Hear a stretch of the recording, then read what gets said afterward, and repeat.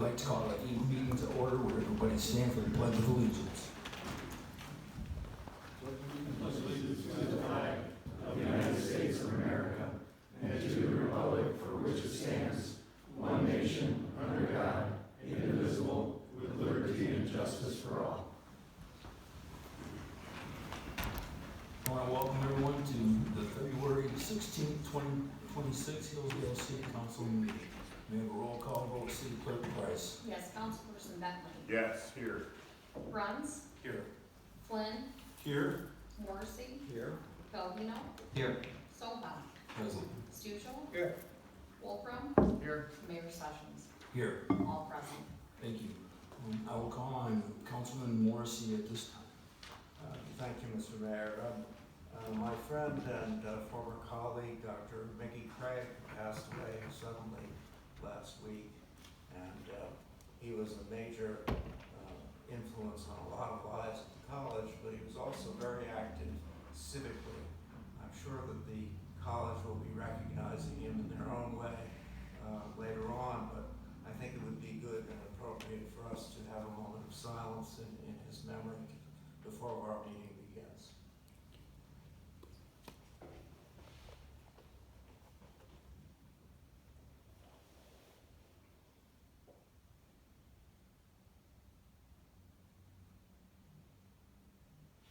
Thank you.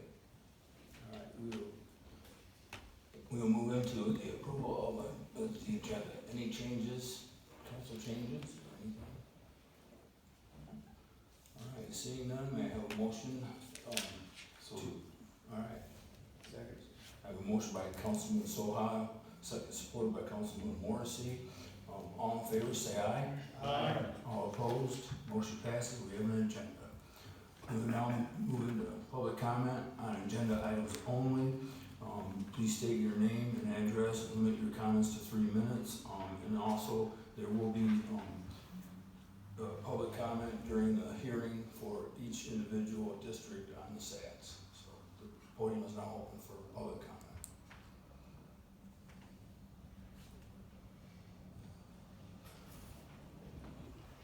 I wasn't going to go first tonight, but my comments are pertaining to the last city council meeting. Councilman Greg Stuchel's recent reprimand of fellow council members for questioning the police and fire chief interview process is perplexing to me, Mr. Stuchel. In my opinion, it represents a fundamental misunderstanding of municipal governance and accountability. His attempt to stifle legitimate procedural inquiry directly contradicts the core principles of transparent public administration. Public safety leadership selection is not a closed-door process immune from critical examination. Council members have not only a right, but a civic responsibility to question these things.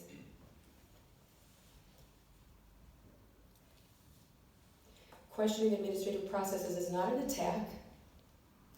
It's the fundamental mechanism by which governmental systems maintain integrity, effectiveness, and public trust. I felt that your public reprimanding, I guess, is the best way to say that, was an attempt to silence such inquiry, and that to me is an erosion of the democratic accountability that we need. We're not on this council. You guys are not on this council to simply rubber stamp everything that is before you. Council members must continue to robustly examine and challenge selection processes to ensure the highest standards of public service leadership are maintained. I am a public servant. I've been in public education since graduating from my alma mater, Hillsdale College. And in our interview processes, there are many, many interviews. And I would not want to do that by myself. As a principal in a public education system, there are many, many rounds of interviews. And those teachers do not make as much money as the fire and police chief do here. It is for this reason that I am seriously considering a run for city council as a representative for Ward 1. Thank you. Thank you.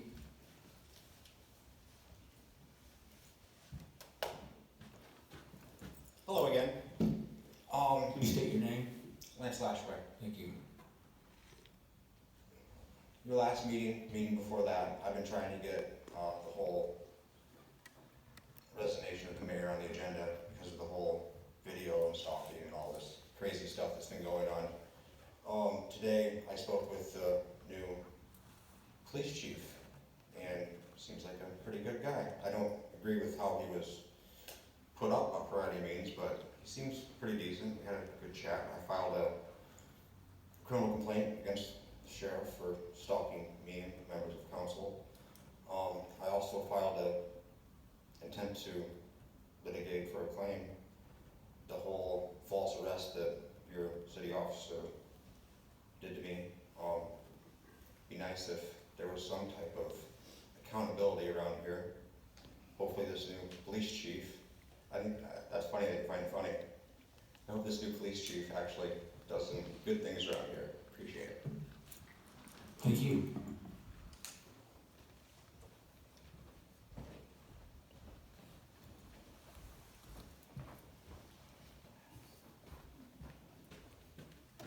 Hello, Jeff Fazekas, State Street. I'm commenting on the purchase/lease. I want to say thank you for staff for actually considering the lease on the new F-450 that they're looking at. I was looking at the numbers though, and economically I don't think a lease is the ideal way to go. I think you could actually own it and then sell it and dispose of it and make some actual increase revenues off of the amount. But again, thank you for at least looking at that option. Thank you. Thank you.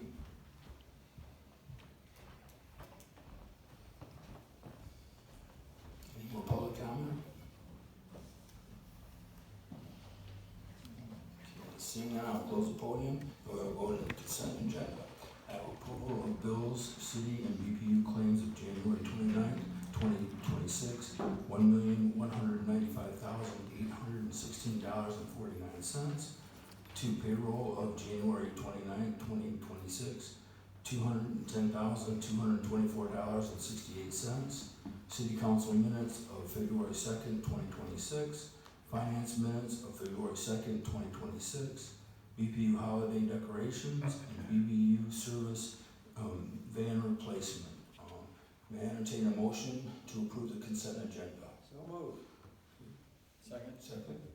I have a motion by Councilman Morrissey, supported by Councilman Wolfram. Any council discussion?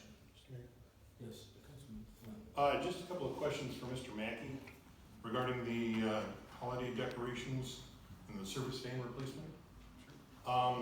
Were those in the BPU budget? Just out of curiosity, are these things that have come up? Yes, they are in the BPU budget. Okay. And could you just, for my mind, 38 Boulevard toppers, what are those? That's what they're being refurbished? Yes, those are the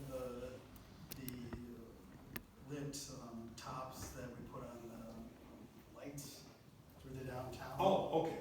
And so new ones are over $1,000, so we have them and we can refurbish them and have them for about, with shipping for about $400 and some. Right. I just couldn't picture which ones they were. Okay, thank you. Councilman Saul. Thank you, Mayor, and Mr. Mackey.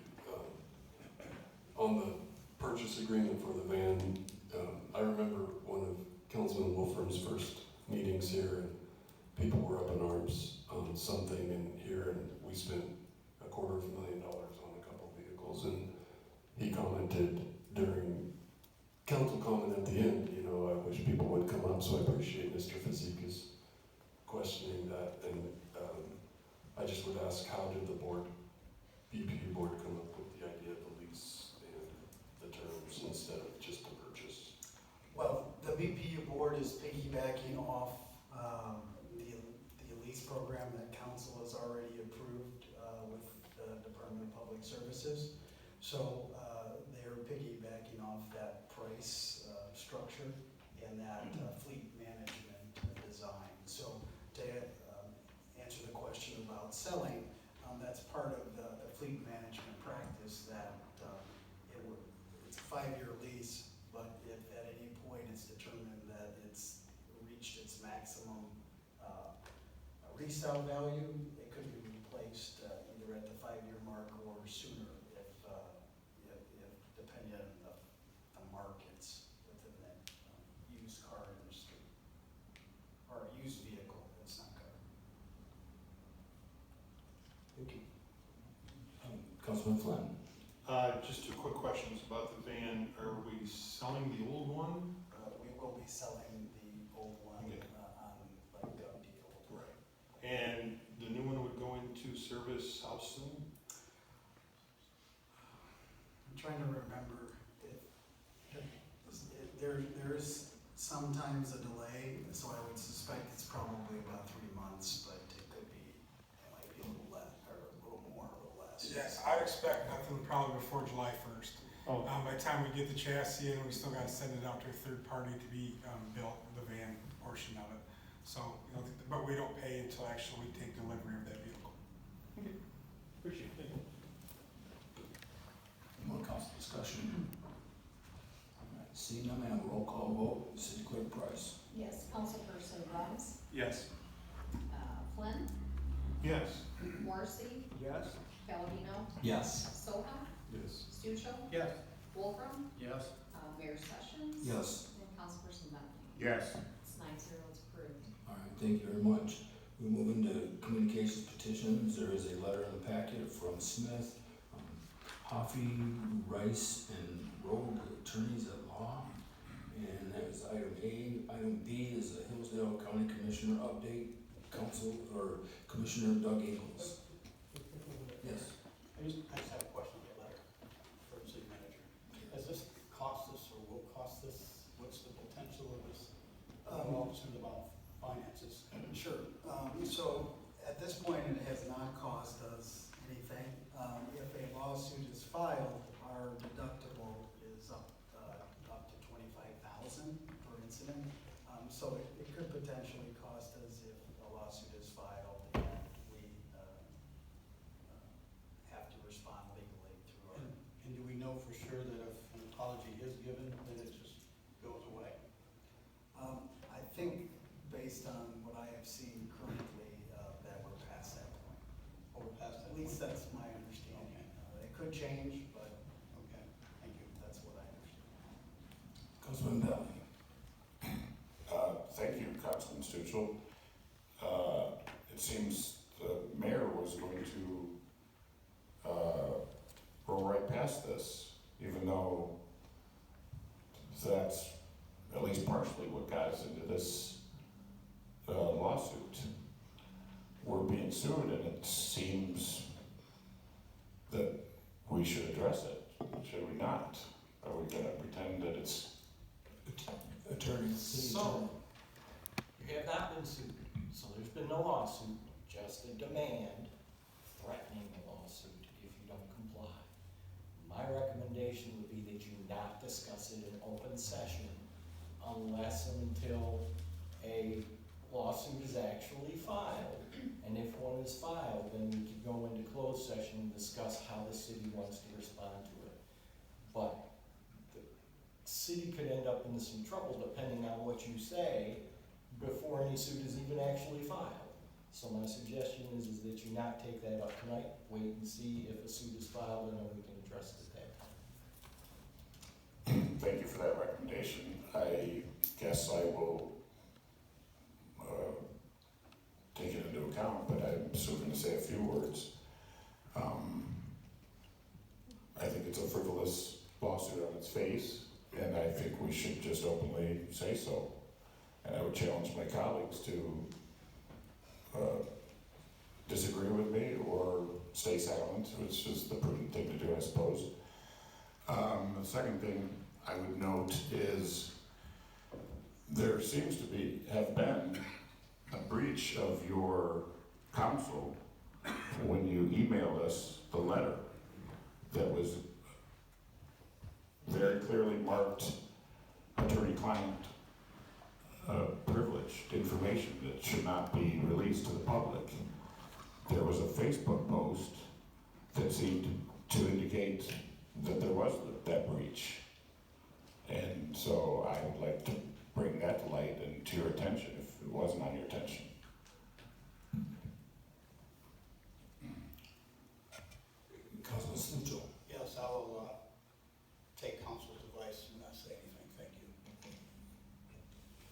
Councilman Flynn.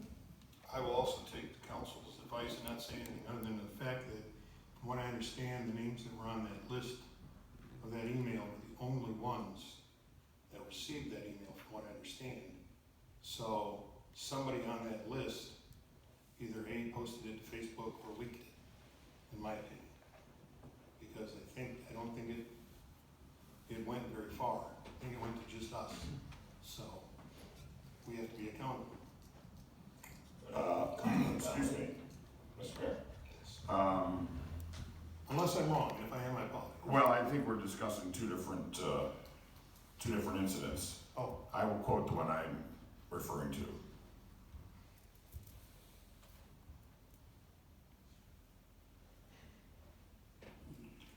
This is a public post on Facebook, so I don't know why this would jeopardize anything. I believe the Hillsdale City Council must now use the tools it already has and take real action, not just polite statements. At a minimum, council should, 1, strip Joshua Palladino of the title of Mayor Pro Tem and any authority to preside when the mayor is absent. Someone who abuses the microphone should not be next in line to hold the gavel. 2, remove him from the Operations and Governance Committee, where he has no business setting standards for anyone else's conduct while refusing to follow basic standards himself.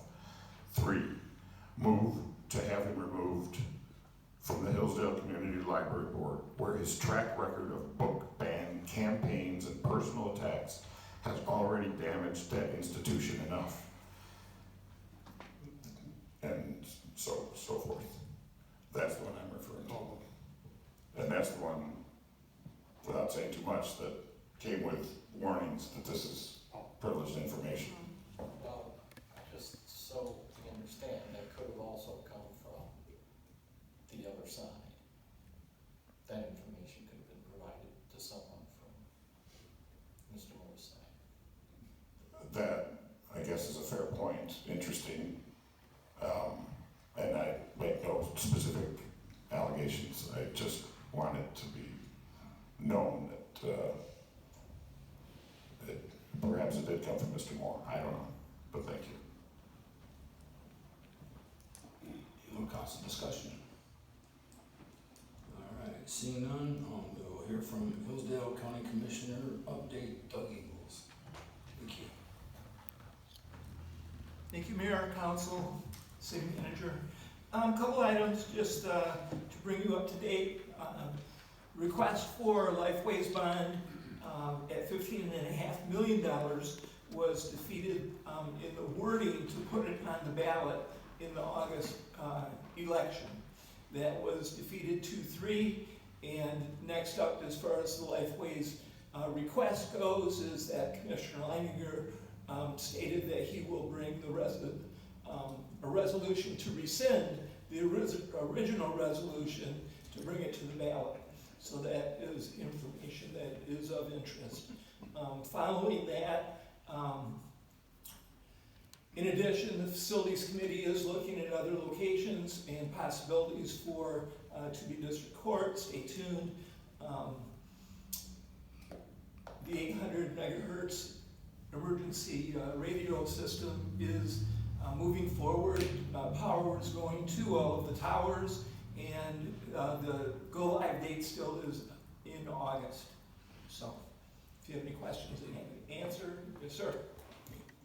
Councilman Bell. Thank you. Thank you, Commissioner Ingles. And thank you for keeping us this up to date on the goings on with the Lifeways building and the Care Drive. Do you happen to know, because I vaguely remember back in the summer when this was at a full boil, I was in the room when the judges came in and, forgive me, pitched a fit. And I wonder if you know, are they fully read in on these recent changes and this cold feet and this looking for a new property? Do you know if the judges? Yes, I do know, because I'm chairman of the Facilities Committee. I have good communication with judges at all times. And I would say that your characterization characterization of cold feet is not accurate. That what we are trying to do is make good decisions for the people and for the county. Decisions do get changed occasionally for the betterment, and if that does change, that will be for the betterment. And yes, the judges are absolutely in communication with what we are moving forward with. Good, thank you. And I guess I'm a little confused, or I misunderstood the last time you were here. I tried to press you on the reason, and all it just sounded like cold feet, because the decision has long been made, and decisions do change. But I don't recall you saying anything except the clock is ticking. So if you could expand, thank you. Yes, I can, and that is that it's ongoing, it's a moving target, and at that time, there was nothing more to fill in. So, Thank you. we're trying to make progress. Very challenging and very important. Okay. Any more questions for Commissioner Ingles?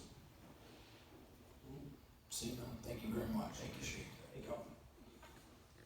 Okay, now we move into introduction and adoptions of ordinance, public hearing. Public hearing SAD 2026-1 Arch Avenue, Industrial Drive, and Proctor Drive. I will call on the city staff at this time to introduce the agenda item. Thank you, Mayor and Council. At the January 20 City Council meeting, a public hearing date of February 16th was set to consider any objections to the improvements under consideration for the reconstruction of Arch Avenue, Industrial Avenue, and Proctor Drive. The total estimated cost for this project is $1,316,500. By city policy adopted February 17 of last year, 2025, up to 50% of the total project costs may be covered through special assessment to the 40 parcels currently identified in the Special Assessment District, which we are labeling Special Assessment District 2026-01, which includes Arch Avenue from Mechanic Street to West Carlton, Industrial Drive from Mechanic Road to Beck Road, and Proctor Drive from Industrial Drive to the dead-end cul-de-sac. City staff has provided a recommendation that City Council hold a public hearing regarding the creation of the Arch Avenue, Industrial Drive, and Proctor Drive Special Assessment District, and adopt the attached resolution to move forward with the project and establish said district. Are there any questions for staff about the project before council opens the public hearing? Councilman Flynn. I'm just curious, Sam, about the Proctor Drive portion of this. Is that truly needed? I mean, it's a dead end, there's really nothing there. Is that reconstruction of that? I guess my question, why was that a part of this project? So that is on our major street network. We receive major funds for that road every year on that. It doesn't need a full reconstruct. What we're gonna do with it is a full mill and fill on that road. The sub base seems to be still par, and just a good mill and fill should get that road for another 15-20 years. So we definitely want to include that with mobilization costs, get that down, get that done right now, because it is in pretty bad condition. Okay, thank you. You're very welcome. Councilman Bellamy. Thank you. I'm just ballparking this, 40 parcels, if they were maxed out at 10 grand, looks like 400 grand. So we're not gonna really get anywhere near 50%, are we? So are you asking about the cost split between the city share? So if you look in your packet, there is a sheet that we provided that Kim did, which shows the breakdown. It includes what the assessment would be by property and parcel in there. If you look at the very bottom of that, the city share for this project would be about 53%, and the property owner share would be effectively 47% before the caps are applied. Once you apply the caps, the city share goes up to 68%, and the property share goes down to 32%. Thank you, that's, okay, I see. So about, just under a third will be special assessment. Thank you. Any more questions? Councilman Flynn. Just real quick, do you have a timeline if this is approved, how long this project might take, and what kind of disruption to semi-traffic and all that might, or are they gonna do one lane at a time? Yeah, so with the grant funding, that's part of that as well with the not smaller, when the TED-F grant, those funds will not come to us until after September 1st, October 1st, I'm sorry. So this will be a late fall, early spring project of next year. Oh, okay. When that dues are, that they'll be shut down in phases. You'll see industrial go with Proctor, then Arch separated over, but same contractor hopefully does both. Again, to mobilize those mobilization costs. Okay, thank you. Councilman Belli. I'm sorry. It's probably on me, but I thought we were doing Arch in 2026. When did it change? Did I forget that it changed? So, sorry, real quickly, so when Jason was talking about the TED-F grant, so the TED-F grant that's gonna contribute to the industrial drive portion, because that is a state grant, those funds are for the state's fiscal year 27, which begins at the start of October of this year. So the project, would either take place completely as a fall project or it'd have to be staggered with Arch first and then industrial later when we get access to those funds. I believe that was correct. That's a correct plan. Did it change, or did I misunderstand? No, there's no change on that. Thank you. You're welcome, thank you. Okay, any more questions? Thank you very much. We will now open up the public hearing. Please state your name and address. Limit your comments to 3 minutes. This is a public comment on Arch Avenue, Industrial Drive, and Proctor Drive. SAD only at this time. The podium is now open.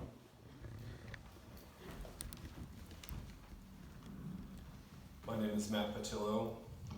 My address is 3220 through 3240 Will Carlton Road. I have a property that's been impacted by the proposed special assessment district on Arch Ave.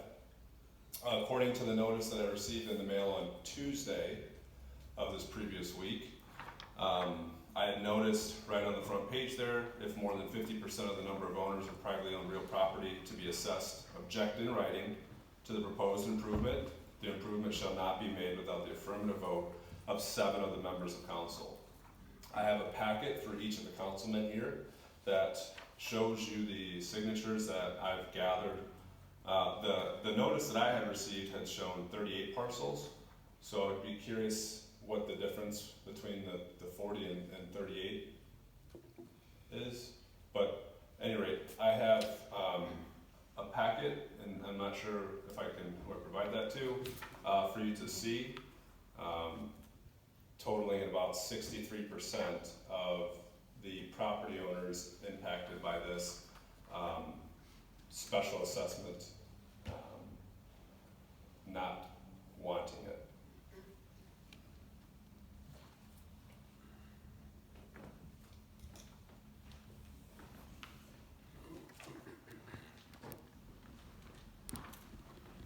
Sorry, I forgot to ask.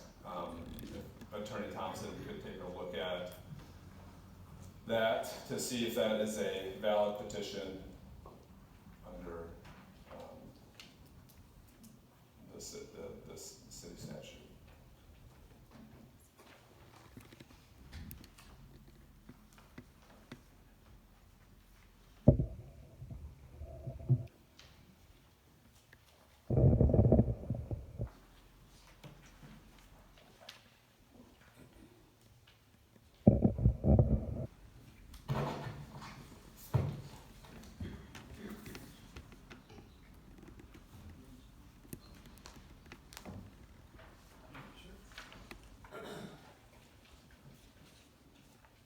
So what you'll see there are a number of different pages that look the same, but they're not. There's a number of property owners in that district that they're not local.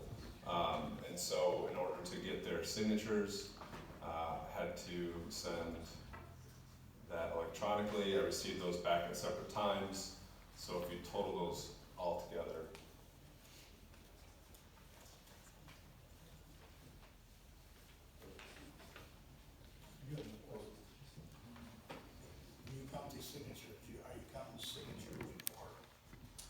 Parcels. What I'm saying is some people sign this multiple times. Mm-hmm. Is that one signature, or are you counting it every time they sign it? Some of them own multiple parcels and it's the same signer. So, No, what I'm saying is, are you counting them as one signature, or are you counting them every time they sign it? When you say there's 38 signatures, or how many you said? there are, of the property owners in the impacted district, okay, there are 60, I had 38 parcels, so there are 63% of the parcels that are owned signed for against the special assessment. Thank you. City Manager Mackey.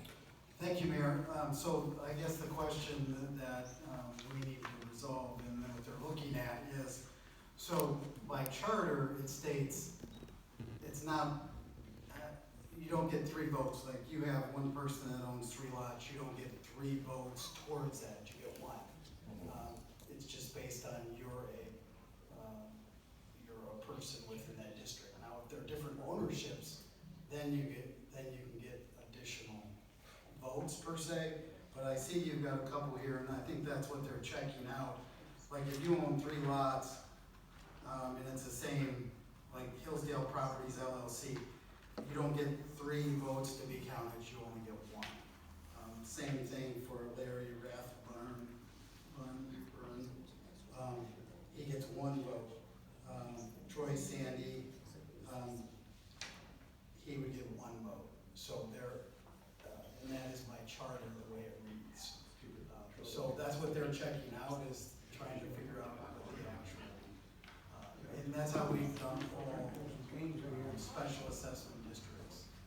That's why if we would have them in advance of the meeting, we would have been able to tell you what your percentage was, now.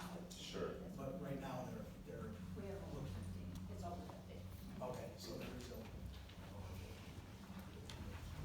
Councilman Bentley. Because presumably the denominator goes down also with those redundant signatures. So, Kim, why is it 38 versus 40? Can you answer? I have 38, I'm not sure where the 40's coming from. Oh, okay, so it's 38. But multiple owners, the denominator will end up being somewhere around 32. There's 25 owners. Okay, so you're fairly confident that the numbers Here's will over reach? 50. The first 2 pages, we got over 50%. Thank you. Councilman Flynn.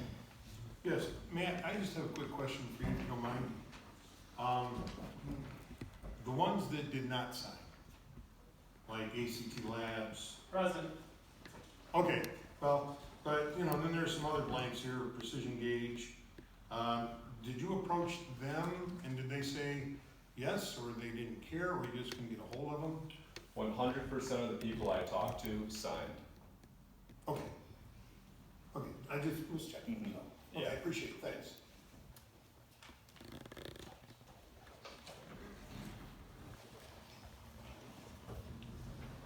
Public hearing is still open.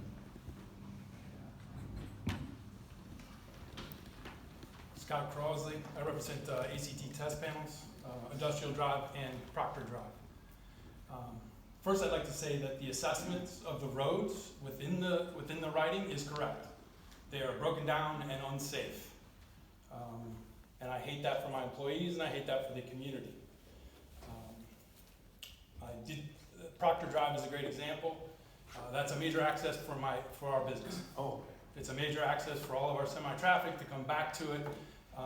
We maintain a portion of it so that they come in safely and do that portion of it. I would advise, depending on the decisions and things that are done here, that we work with the assessment, and I appreciate the assessment that was made on what needs to be done to that road, and that we look at that for vacant lots and other things.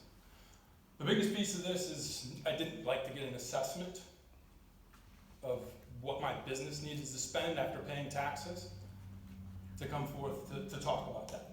When people want to make decisions about what we spend as a business, they come to us. They don't send us a letter, and I have to come to them. So that's frustrating. It's unappreciative that we're in an industrial area where we do bring employees in, we do contribute to the power grid, we spend within this community. We are a taxpayer. I was shocked to see that only 1/3 of entities are paying property tax, but I did look up our tax bills. They're not insignificant in an industrial space, and the road is unsafe, and it's unkept.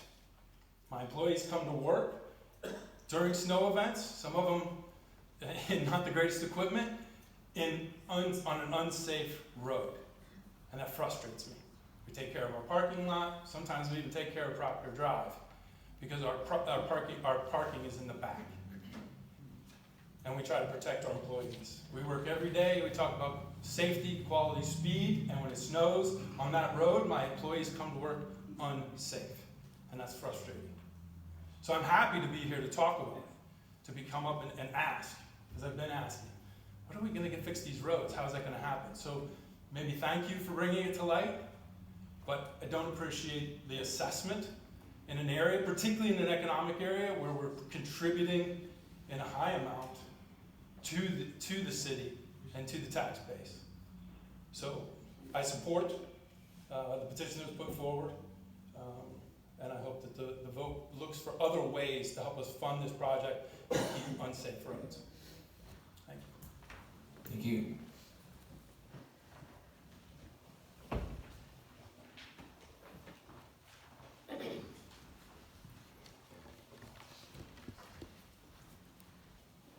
David Hamilton, I'm from 67 South Howell Street. And I'm speaking because this applies to Arch Street and the others that are in consideration. The fact that safety and reliability conditions have been let to go on Berry Street because the citizens opposed a special assessment, a minor component to the funding for the project. The citizens rightly opposed that special assessment because it brought no new value. It only offered to restore value that has been taken by neglect. Nobody here guilty, except that for the last 20 years, we've known that we're not adding value, but we're charging special assessments in order to do projects on roadways that are a safety problem.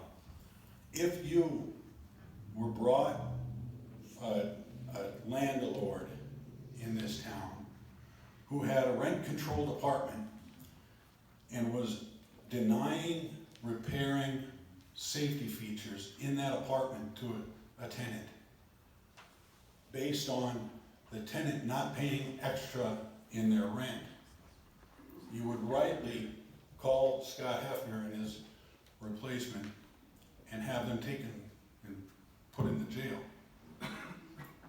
It is your responsibility on this council to supervise the management of this city and see to it that they do their fiduciary responsibility to maintain the infrastructure of this city safe so that economic development can happen.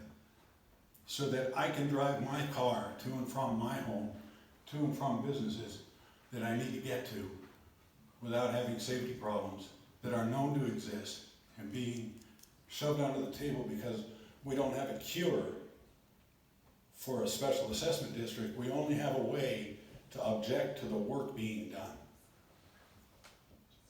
It's a fallacy, a logical fallacy. And you sit and you vote and try and figure out how you can come up with 7 votes to oppose the will of the people. The will of the people is to maintain the infrastructure of our city. Please do so. Thank you.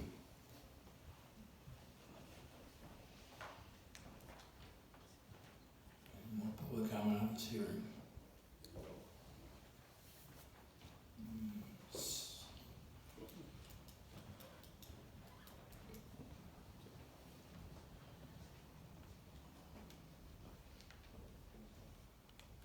Okay.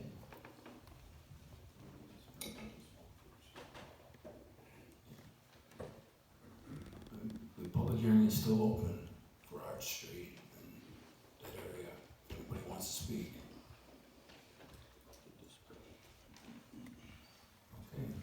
Seeing none, then I will close the podium for the public hearing. We will now close the public hearing, and I would entertain a motion to adopt the attached resolution to move forward with the project and establish the SAD for 2026-1 Arch Avenue Industrial Drive and Proctor Drive Special Assessment District. So moved. Is there support?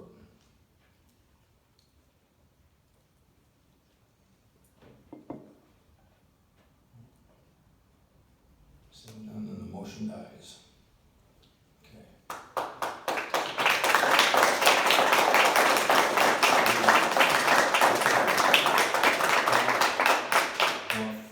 Okay, we'll move into public hearing on SAD 2026-2 South Street. I will call on the Hillsdale City staff to introduce the agenda item. Thank you, Mayor and Council. At the January 20, 2026 City Council meeting, a public hearing date of February 16 was set to consider any objections to the improvements under consideration for restructuring of South Street. The total estimated cost for this project is $775,000. By city policy adopted February 17, 2025, up to 50% of the total project costs may be covered through special assessment to the 37 parcels currently identified in the South Street Special Assessment District, which includes South Street from Broad Street to Reading Avenue. Based on the written objections received, which exceed 50% of the number of owners of privately owned real property proposed to be assessed, staff does not recommend the establishment of the South Street Special Assessment District. Pursuant to Section 2-335 of the City Charter, the improvement may not proceed absent the affirmative vote of 7 members of the council. Are there any specific questions on the project itself for staff? Councilman Belli. I'm sure it's in the packet, I'm sorry, but Kim, what's the end percentage you're estimating will be special assessments? The answer to that is 25%, Councilman. 25%, thank you. 24, yeah. Thank you. Any more questions? Seeing none, thank you very much. Councilman Salah. You're recommending us not to pursue this, then, I mean,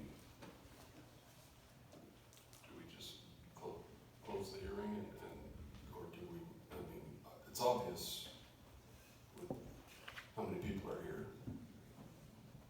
But, I mean, I don't mind to hear them. I'm just saying if we're gonna, if this is just, we have to. We published a public hearing, so you have to hold it. Okay. All right, we'll now open up the public hearing. Please state your name and address and limit your comments to 3 minutes. This is for the public comment on South Street, SAD, only at this time. The podium is now open.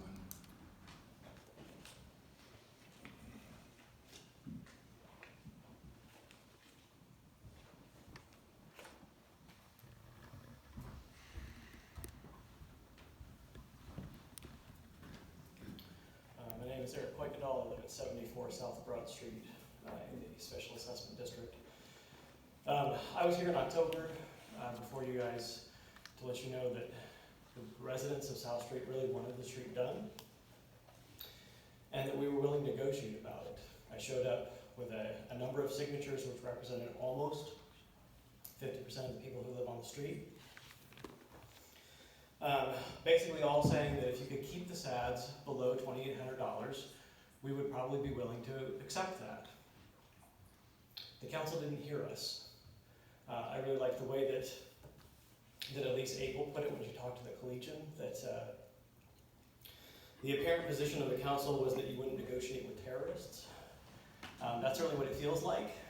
Having come before you, having offered what seemed like a reasonable compromise, and then seeing that it was completely ignored. At this point, I'm really not sure if a compromise can be reached. I think you guys blew it. You had had the opportunity to keep using this instrument if you were willing to exercise some discipline with it, but you weren't. And so now I think it's pretty clear that the citizens of the city of Hillsdale are united against you. You can't use this mechanism anymore. That was really stupid. You could have done otherwise.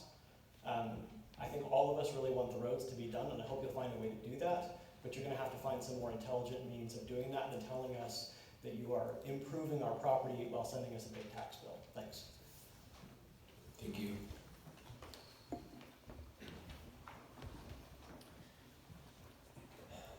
Jonathan Eckel. I was also here in October. What I focused on when I came to talk to you guys was the new road funding coming from Lansing, which I actually read the notice that was sent out, not to me, thankfully I was drawn out of the special assessment district, but and one of the things that was mentioned, I think, was the doubtful nature or something like that, of whether or not money was actually coming from Lansing. You guys could reach out to Treasury, you could check with MDOT, you could check with your state senator, you could check with your state rep. Your state senator and state rep both sit on their respective transportation committees in the House and Senate, both of which had hearings on this package of legislation. Yes, there's always some uncertainty about projected revenue. 3/4 of the revenue that's being allocated to roads, to the neighborhood road fund, is existing revenue. About 1/4 of it comes from a new source, which is the marijuana tax that I know Bob and I have talked a little bit about the lawsuit that's ongoing. There have been no injunctions given by any judges or anything. And it's really pretty easy for me to go and talk to my neighbors and say, hey, you know, the city is saying, you know, we can't give up our special assessment district because we're not 100% sure that we're going to get new money to cover the roads. And all these people are saying to me, and I'm saying to them, like, well, I'm 100% sure that I don't have the money to cover this. I'm 100% sure, and so I'm going to have to, you know, pay the extra interest, whatever it is, like $6,600 instead of $5,000 or something like that. People aren't buying what you're selling. Plain and simple. I understand that, you know, a new road's going to increase my property value, but what if I don't have $5,000 to put into, I mean, a lot of people are in that type of situation. It does increase your property value when the city takes care of its infrastructure, when you guys preserve law and order, provide basic goods and services, help keep businesses open. It doesn't help when you slap people with a $5,000 bill. That certainly doesn't help the goodwill of the citizens of Hillsdale towards city council. So I hope you guys consider doing things differently in the future. Thank you.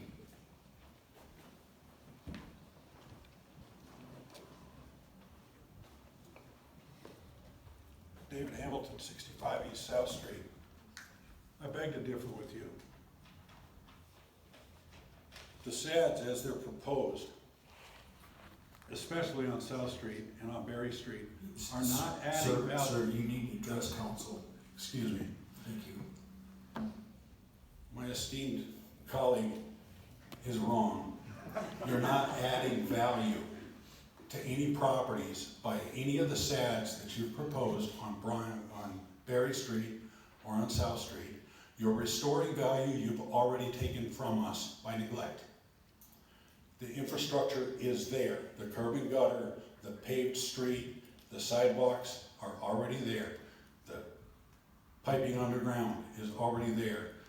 If you are doing your diligence and repairing and maintaining the infrastructure that is not adding value, it's a misnomer to say so.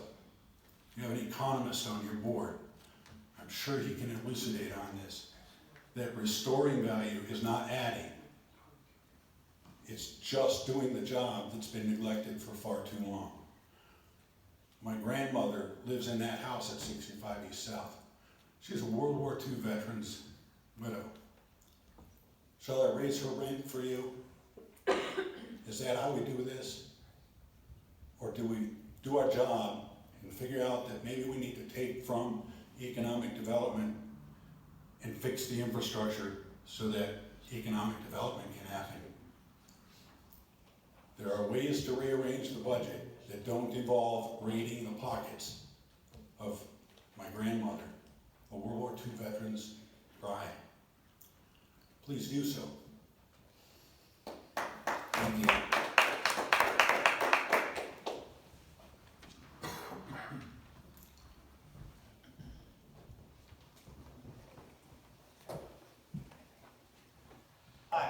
Jenna Maple, resident on 53 Budlong Street, which is on South Street as well in the Special Assessment District.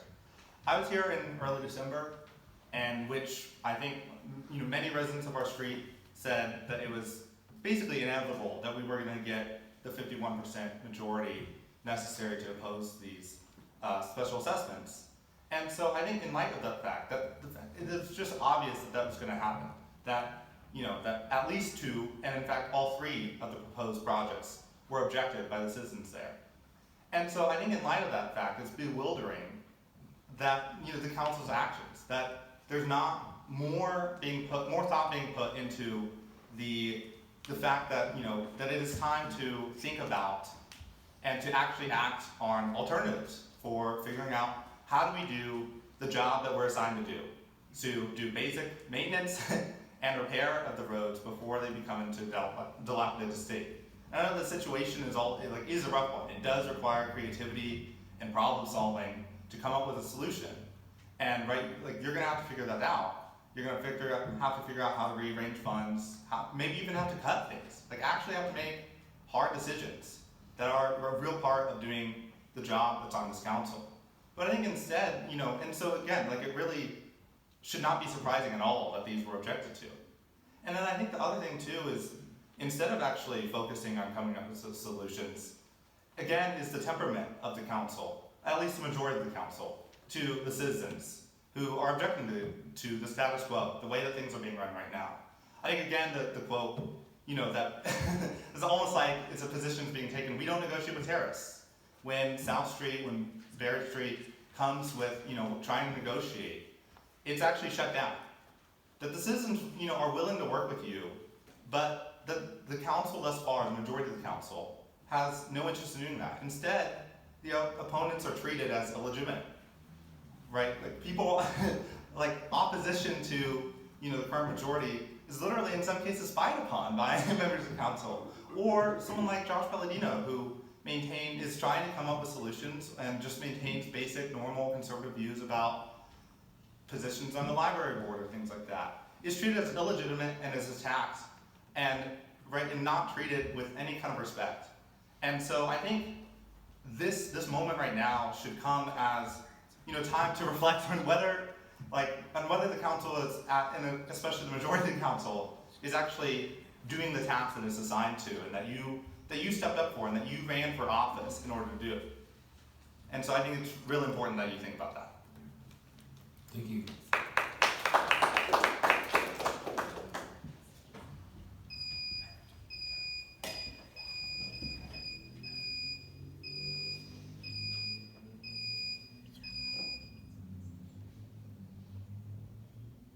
Any more public comment?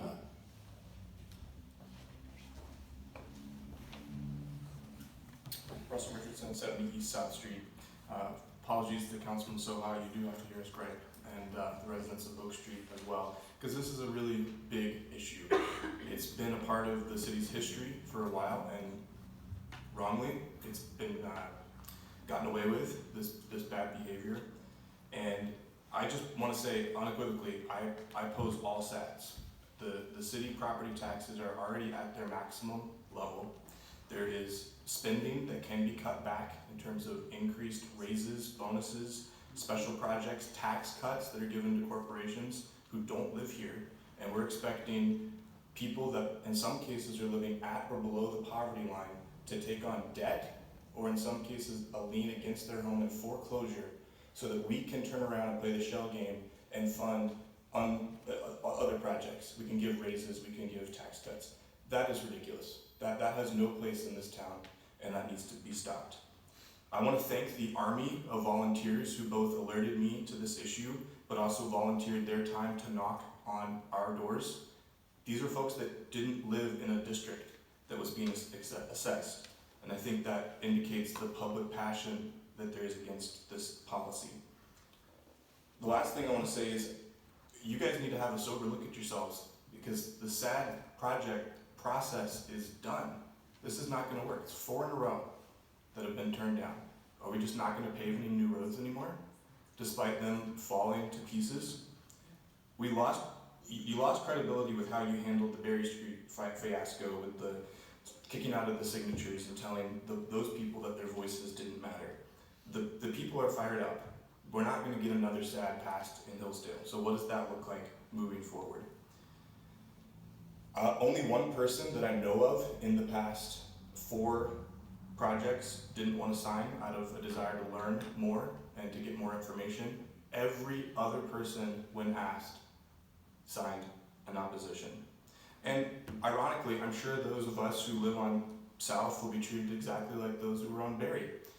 You thwarted our plans. Your just punishment is that your infrastructure will be neglected completely. And I think that's petty, and I think that's wrong. I'd be glad to continue conversations about alternative ways that we can find funding, but maximum property taxes for you, increased funding for special projects and corporations getting tax benefits for us, that's not the answer. Thank you for your time, and please revisit this terrible policy. Thank you.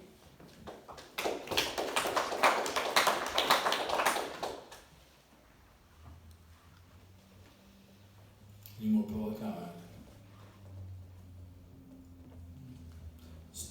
Seeing none, I will close the podium, and we will now close the podium to the public hearing. I will entertain a motion to adopt the attached resolution and to move forward with the project established SAD at 2026-2 South Street Special Assessment District. Councilman Flynn. Mr. Mayor, before that, just so that we're clear, staff is recommending that we do not pass this, so do we still need? We do, because there's a resolution. Okay, so then the resolution states, again, just so we're clear, that we want this to proceed if we vote yes. Correct. Okay, thank you.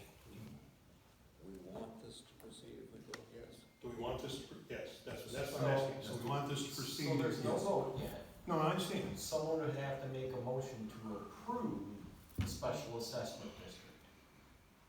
If no one makes a motion, or if a motion is made and it's not seconded, there's no vote. Right. Okay, thank you.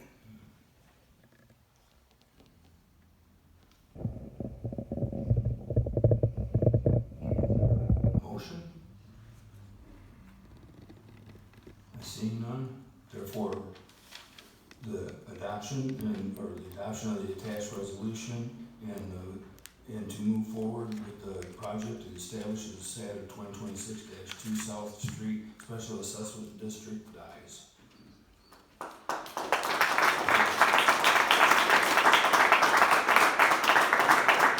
We're moving to public hearing, SAD 2026-3A Oak Street. I will call on the Hillsdale City staff to introduce the agenda item at this time.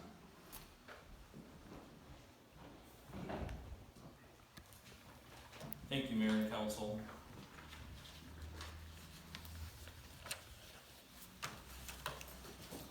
At the January 20, 2026 City Council meeting, the public hearing date of February 16, 2026 was set to consider any objections to the improvements under consideration for the reconstruction of Oak Street. The total estimated cost for this project is $1,287,300. By city policy adopted February 17, 2025, up to 50% of the total project costs may be covered through the special assessment to the 62 parcels currently identified in the Oak Street Special Assessment District, SAD 2026-3A, which includes Oak Street from the St. Joe River Bike Path to East College Street.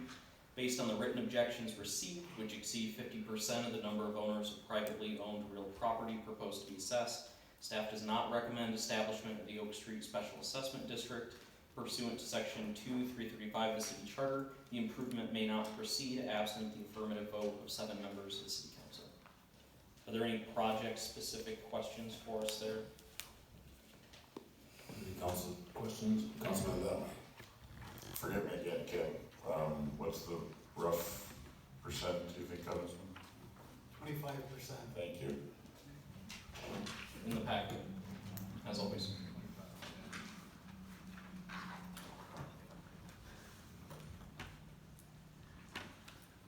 there any more council questions?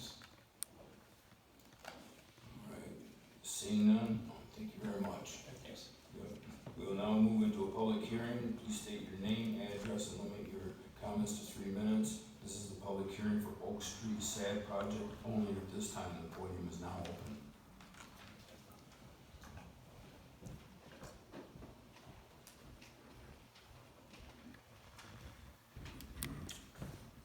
Hello, Jeff Vizicus, 126 State Street.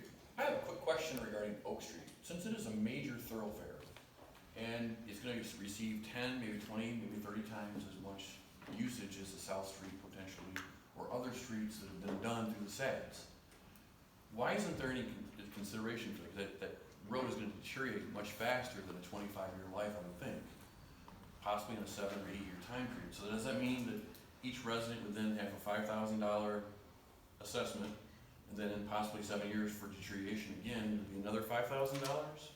That's the one question I was thinking about, because again, driving that road, anyone coming in from the basically northeast side of town, they use that way and either go to the north or to the south. And that was just a question I had, because you see a street get used more and more and more versus a street that's just being driven to go home.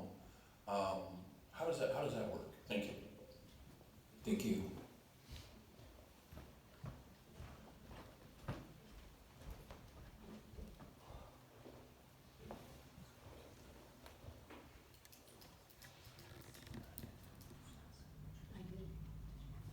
Yes, I did. Correct. Well, Neil Brady. I own property on Oak Street, 140 Oak Street. My daughter and her husband and 2 children live there, as well as another young couple named the Lobbies live next door. And they enjoy living on Oak Street. I'm sure they would like the road repaved, but they don't want me to have to pay for it. So I'm speaking on behalf of them and myself. And first off, I'm flabbergasted. I'm flabbergasted by your response to the first 2 projects that I saw. And I can't tell you how much I appreciate your willingness to entertain a democracy, perhaps, is what they might call it.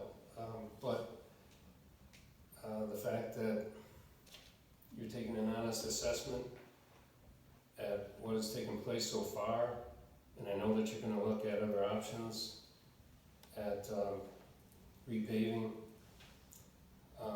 it means that I don't have to get into case law and other legal issues that I spent all day instead of my job looking at, so I can understand this. And we actually have people here.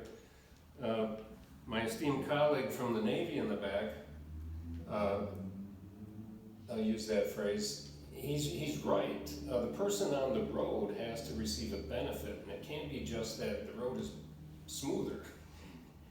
The property value has to go up. That's in case law. And as a matter of fact, it's in the ordinance, special benefit, something above what the average person driving on the road receives. And Jeff is right. Oak Street is a major thoroughfare. And so these major thoroughfares have to be treated differently. They're not special in that sense. They're special in the sense that everybody uses them, and because of that, it should be taken care of by the general fund. But if you look at it being an exit through State Street, if you look at all the things that happen down the road at the other end, every single day, kids going to the academy, it is a major road. The one that goes to the hospital, obviously, that's another one that would be considered public domain. 10, 9, 8, 7. That's all I have. Thank you. Thank you.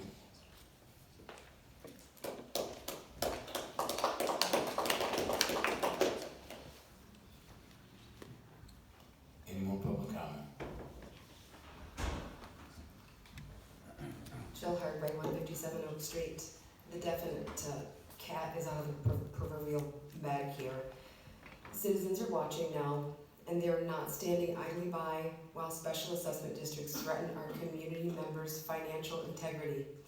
I said this at the last meeting after the frigid temperatures that I endured door knocking when it was 10 below zero. And I quoted this neighbor of mine who said, "If the city cannot afford to do this, why do they think the citizens can? If you can't afford to do this under your own budget and parameters, why do you think the citizens can? We can't. And even if we could, there are other ways that this funding needs to take place, not this way."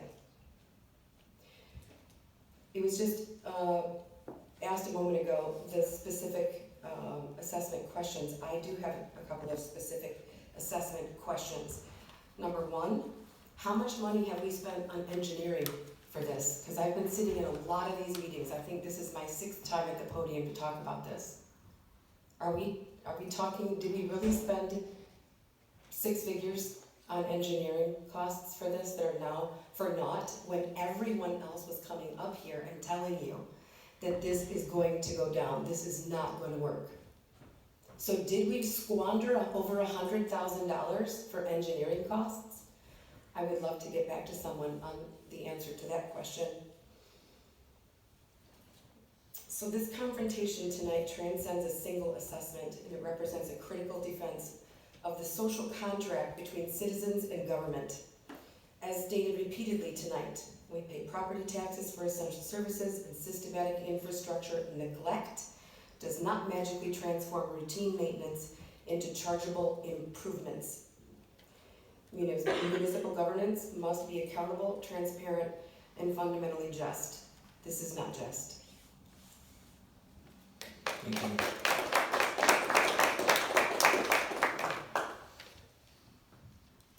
Any more public comment? Okay, seeing none, I will close the podium of the public hearing, and I will now entertain a motion to adopt the attached resolution to move forward with the project and establish the SAD 2026-3A Oak Street Special Assessment District.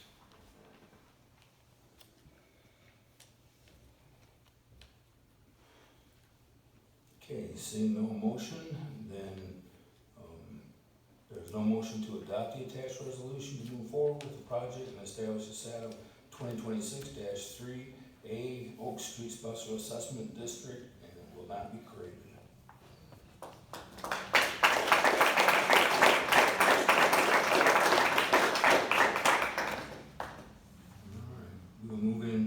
We don't have any old business, we'll move into new business, library carpet replacement.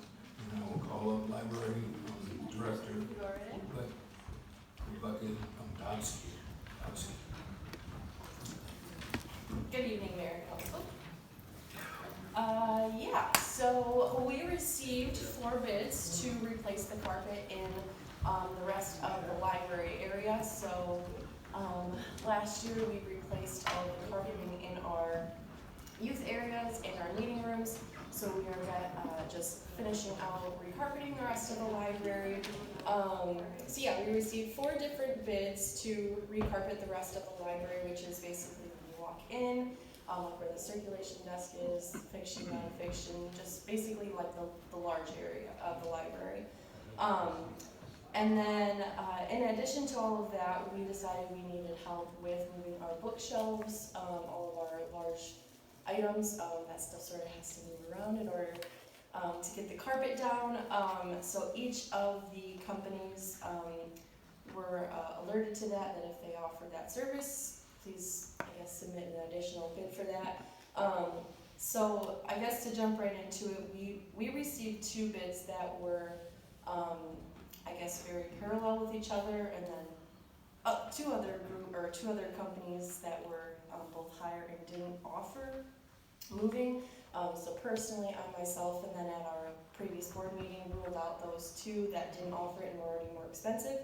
So anyways, I guess I'm here to ask that you guys along with the board, the library board, award the Sealy Group to complete our library carpeting.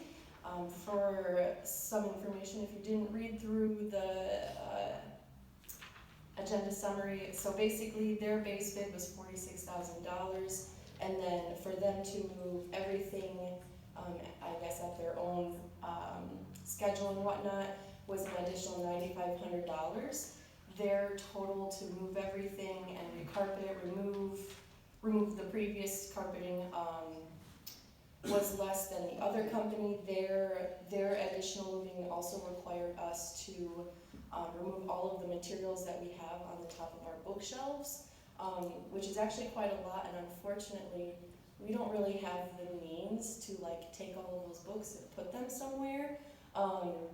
So I guess in my head, it just makes sense that if a company can do it all with less of our manpower, we should just go with that. So yeah, that is what I'm suggesting.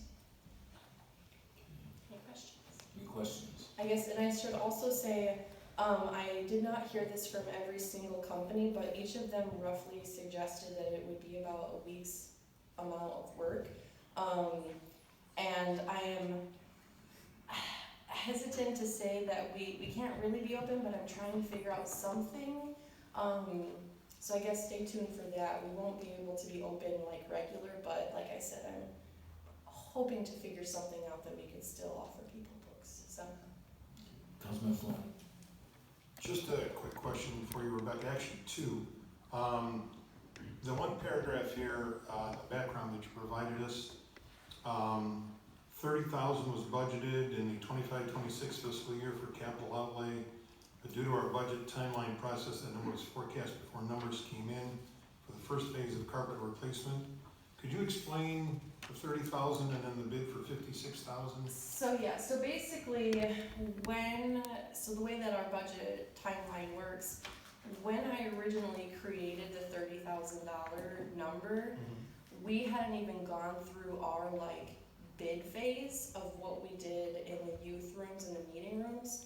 So I did not have like any good basis for it. So then basically by the time that we got to where we were at finished with that previous bid or that previous carpeting, I guess it was just kind of too late to change it, and yeah. But you do have the money in the budget for this project? I would say yes. I don't think that we can't afford it.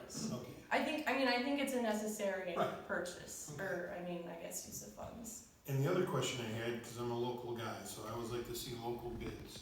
We got no local bids at all for this project? Nope, so we awarded Sealy Group last year. They were really the closest bidder to us last year.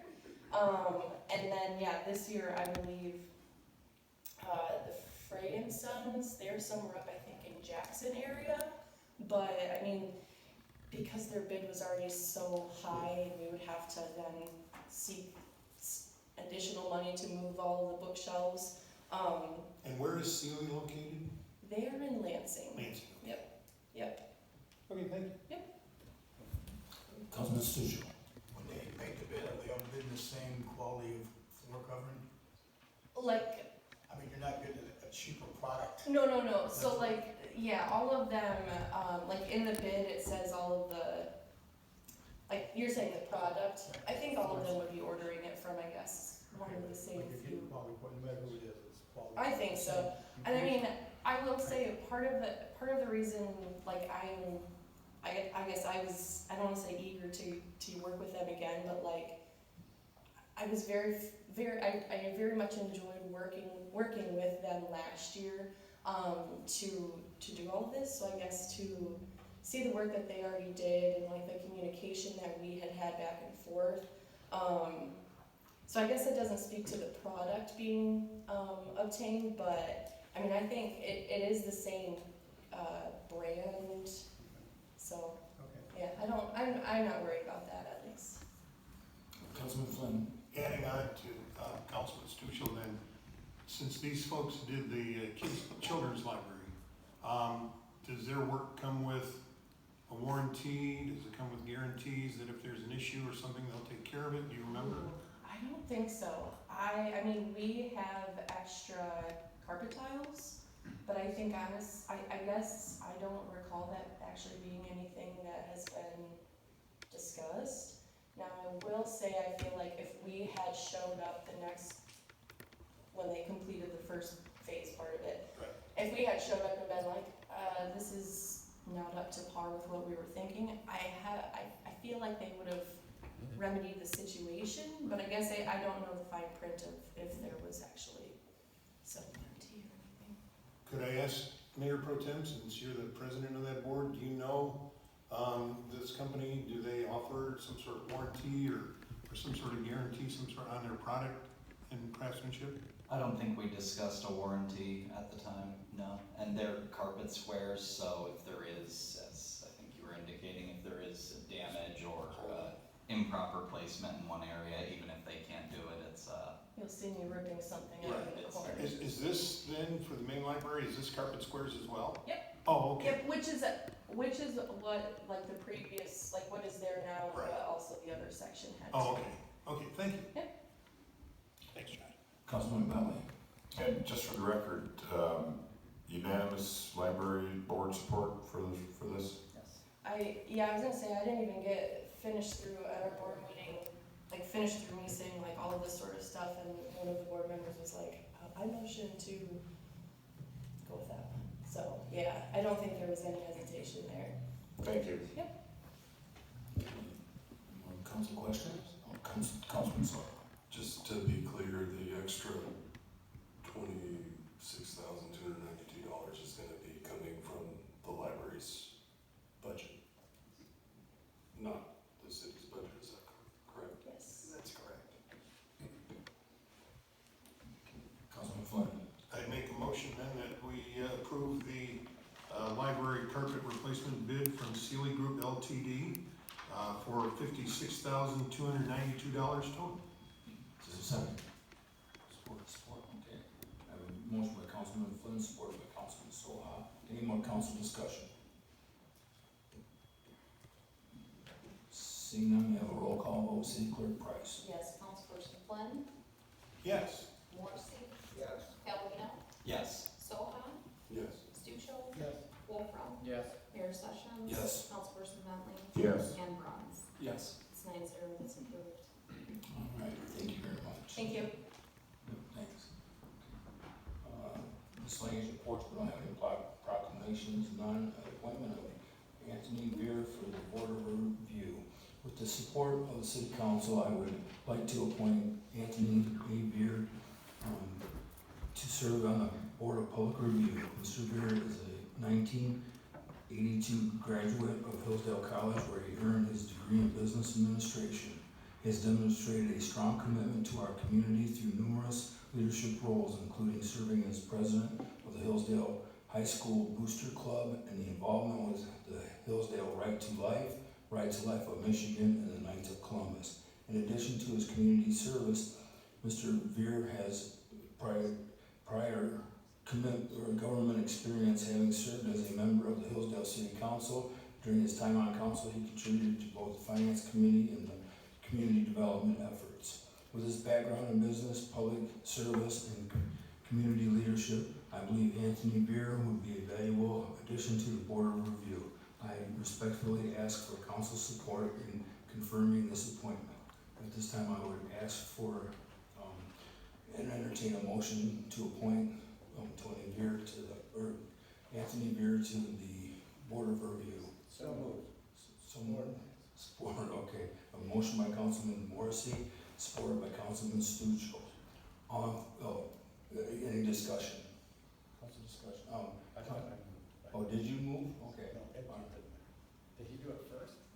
I just. Because he's a friend of mine. Okay. Councilman Morrissey, supported by Councilman Stuchel. Any discussion? Councilman Bentley.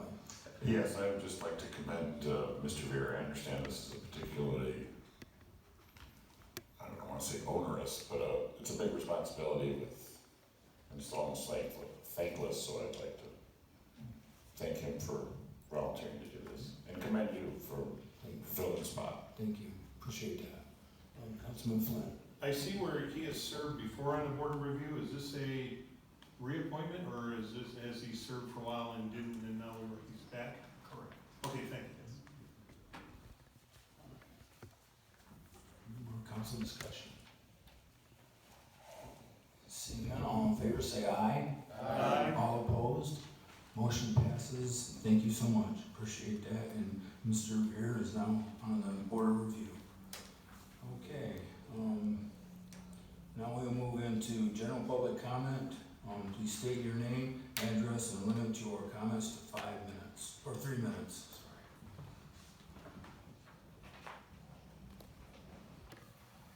Penny Swan, Ward 4. I'd like to address Mr. Bentley's accusations and reading partially of a Facebook post. The only emails that I've ever posted are ones that I've obtained through an FOIA. And that was only after I saw that it was on the Hillsdale County Review. It's like, ooh, those are public. I want to get a copy of them. That was posted on a Friday. I think I got my FOIA on Tuesday and made a post, but the reference Mr. Bentley was talking about was after I did research with the Michigan Municipal League and other areas and talking to other municipalities and other councilmen and other city managers, did I come up with that post. That post has 0 email attached to it. It's my thoughts, my opinions. I still think Mr. Palladino, for slandering a really established businessman, let alone any citizen of Hillsdale, should be removed as mayor pro tem. He should be removed on the operation of government's meeting, and he should be removed from the library board. That's my opinion as a citizen of Hillsdale. Thank you. Thank you. Any more public comment?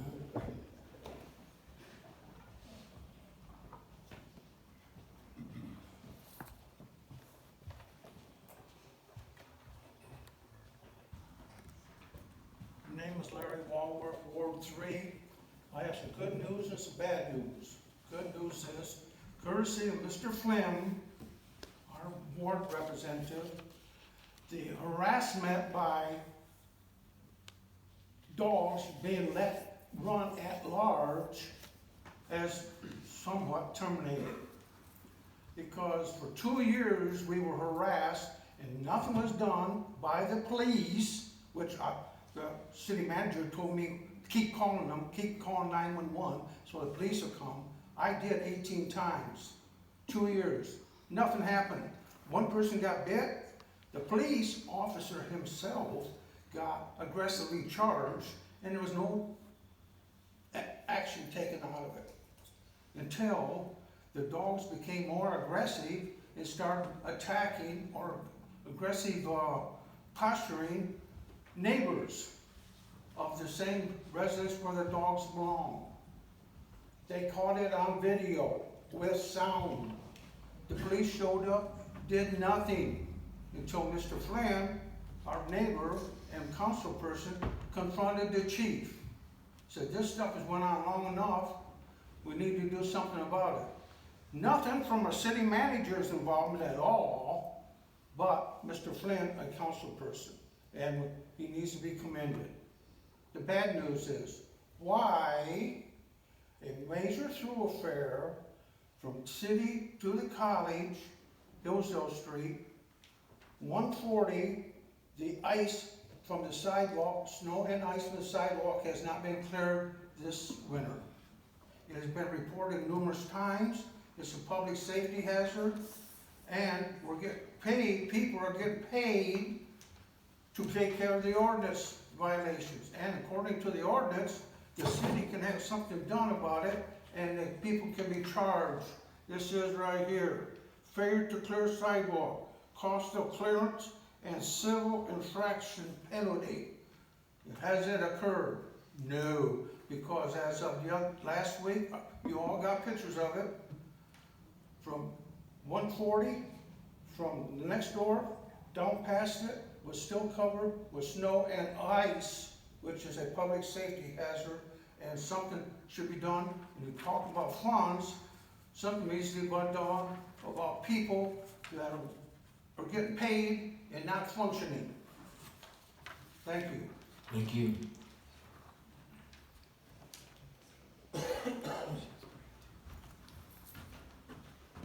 Hi, Slash Reagan. I think somebody on your payroll should do a study on just how much time and money this council has wasted with SADs and all these other things that you just completely ignore the public on, and the public comes here and, you know, chastises you and tells you that they don't want it, and you guys are forced to not do it. Like, I know you spent money on this. I know you spent a lot of time on this. And Mr. Baldino, how dare you be transparent with the public about a appointment of somebody who entered an application, and you brought up correspondence from the past on this applicant that wanted to sit on a board. Like, yeah, you should totally resign for being so transparent with everybody. It's absolutely ridiculous. Thank you.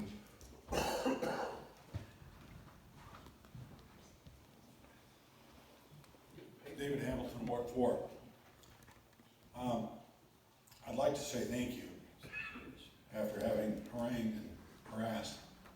But Dave, I know you have a thankless job. And I know that you work hard at it. And I really do want to encourage you. And I can't imagine you haven't got contingency math, but I pray that you please bring it out and help us to see how we can maintain our streets with the budget we have. I heard how we have the budget and how it's built and how it's all allocated to the dime. But I haven't heard the contingency plan that a manager ought to have. And I know that you've got, that shows how we do this without charging the SADs. And I'd like to very much thank you all for the time of those guys back there that I can't talk to, because I know they work hard making the engineering plans and making the functional plans to get work done. That's now, again, because of a game of charades well, we've opposed the work. We haven't opposed the work, we've opposed the SADs. We want the work done. We want their work honored. Please, figure out a way to make that happen. Thank you.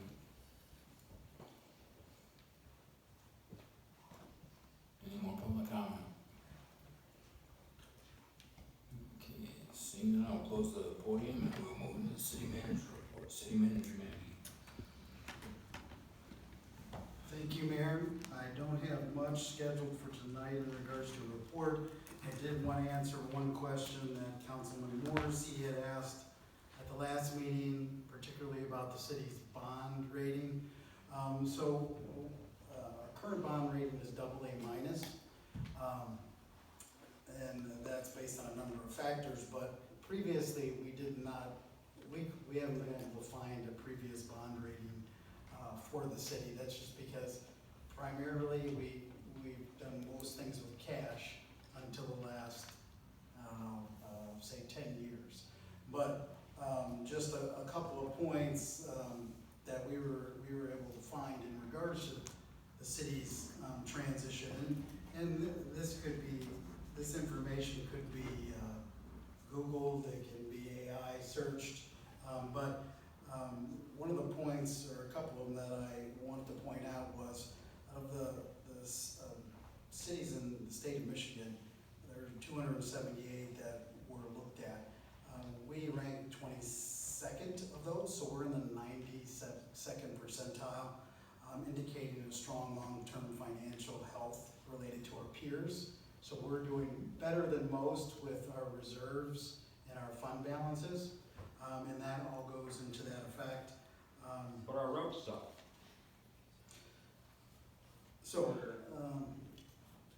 Please be quiet. Yes, thank you.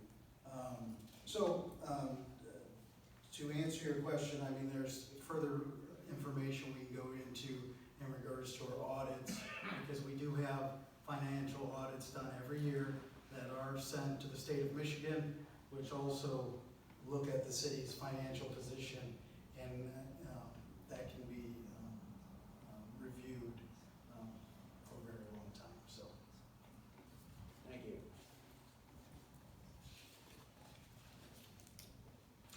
So if there are questions from council, I'll be happy to take that. I have a question for Mr. Mackey. In hearing everybody's discussions over the last umpteen months about the special assessment districts and council here still kicking around trying to figure out how to pay for them, has staff ever, I guess for lack of a better phrase, thought about asking somebody, say, hey, was there somebody out there that would like to do special assessments and would like to have your road done? Because we're hearing from those who don't, but that's not everybody in town. Is there somebody that might want to? Have you thought about asking? So the first special assessment districts were brought to us from the residents in those areas. So some have came forward based on citizen desire. And I think that's probably where we should go with this, is before we scrap the policy, is see if there are residents who want to move their streets up. Of course, we have to have the requisite number or less than the requisite number of signatures. But I believe there are streets still out there that have not been asked that might be willing to utilize the policy as it currently exists. I would ask council for a little bit of time to explore that avenue. Well, I just thought that, a lot of people brought up the point that, they feel bad for the, street department for doing engineering, for doing all that work, and then it gets voted down. If we've got somebody out there that says, hey, maybe the people on Marion Street, I'm just using it as a for example, would like their street done, and then they say, okay, now we'll turn our attention and our talents and time to that and work out that. So I just didn't know if that was a possibility. That is an option, Councilman. Thank you.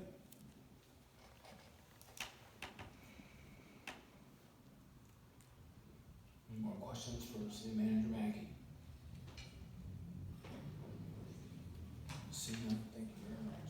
Okay, we'll move into council comments. Councilman Wolfen. I'd like to call attention to council and our community of the loss that we had of Mickey Craig. He was a dear friend of mine, one of the first people I met when I moved to Hillsdale, and he was a dear colleague. He had an influence over a very large number of people, as is evidenced from just in the viewing, people waited in line for hours to talk to his wife and give condolences. And his funeral mass at St. Anthony's was standing room only, and that's just a sign of what his influence was on everyone. I just have to say I'm extremely sorry of his death, but I'm happy that there was so much recognition of what a fine gentleman he was. Thank you. Councilman Belli. Thank you, and thank you for those words, Dr. Wolfram. Dr. Craig touched countless lives. He was my friend. He was my greatest supporter. I'm heartbroken by his loss. He was the greatest neighbor I've ever had. For better or worse, he introduced me to Joshua Palladino. So, in some sense, we're all in his debt or credit. But he will be missed by many, and few more than me. Thank you. Thank you. Yes, Councilman Saw. Thank you, Mr. Mayor.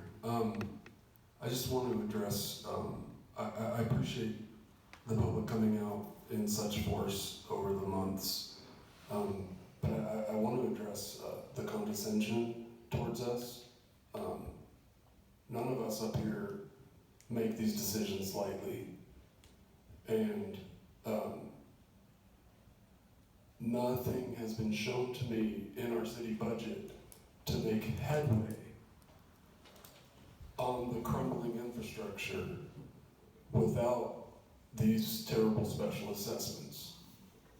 And, you know, my hope was that we might, as a community, bite the bullet today so that our children don't have to do it in the future.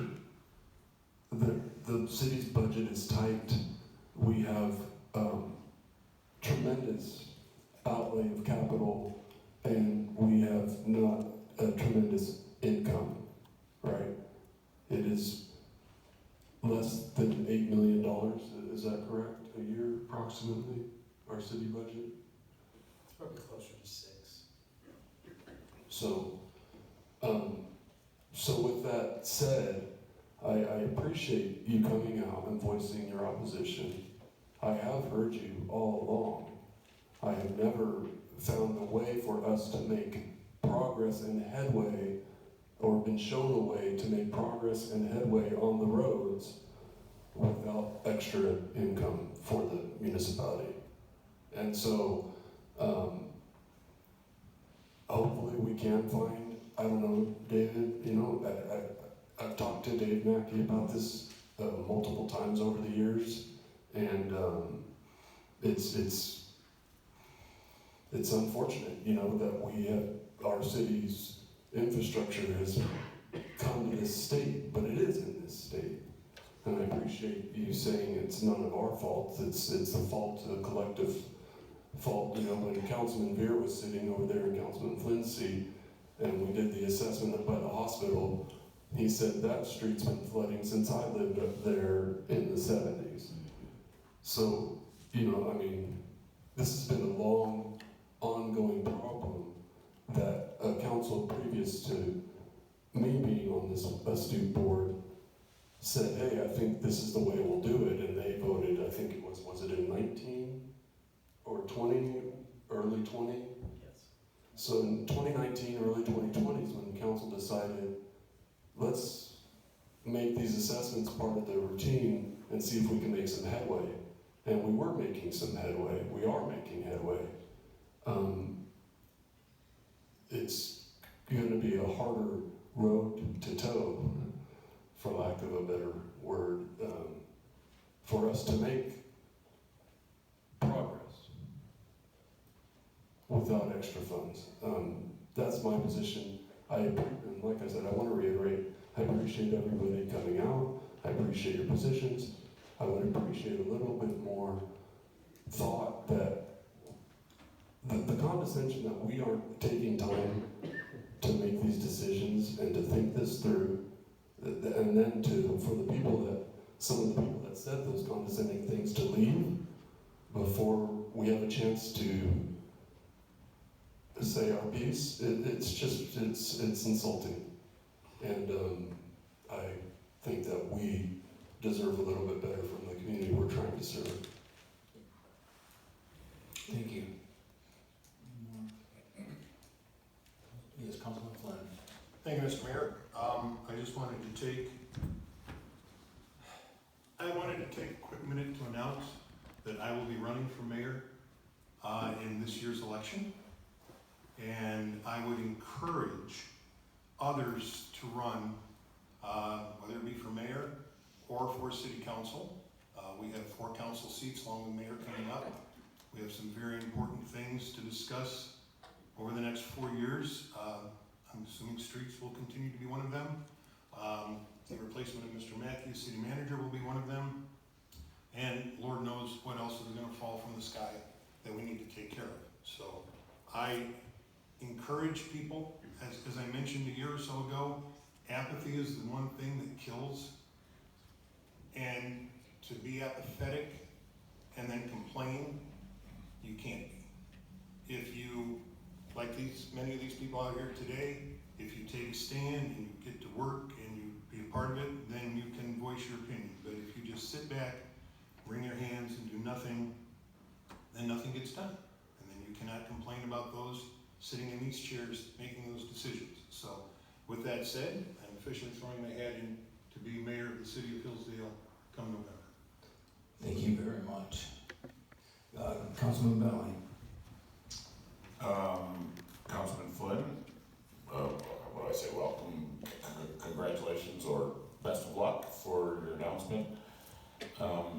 the same thing you said about Mr. Craig. You know, it's a good thing, but maybe it's not.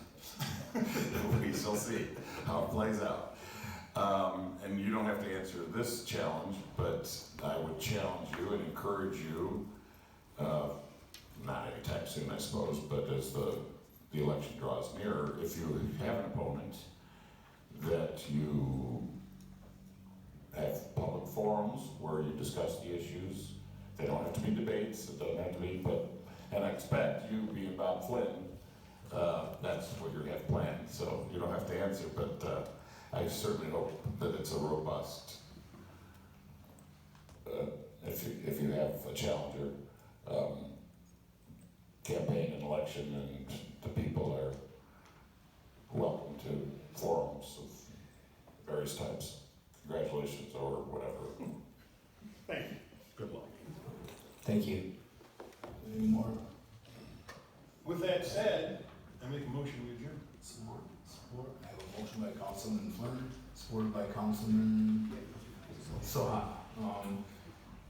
Thank you everyone for coming out tonight, city council meeting, and with that said, all in favor say aye. Aye. All opposed, motion passes and the meeting is adjourned.